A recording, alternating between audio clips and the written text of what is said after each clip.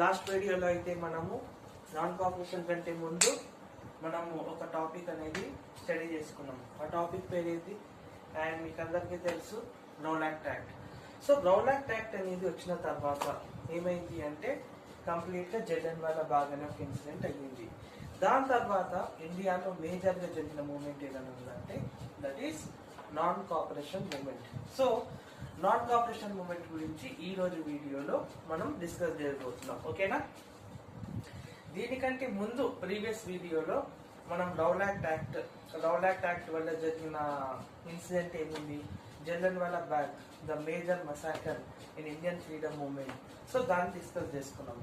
So Jallianwala Bagh అయిపోయిన తర్వాత next యొక్క మూమెంట్ ఏదైనా ఉంది అంటే that is non cooperation moment. So what is called non cooperation moment?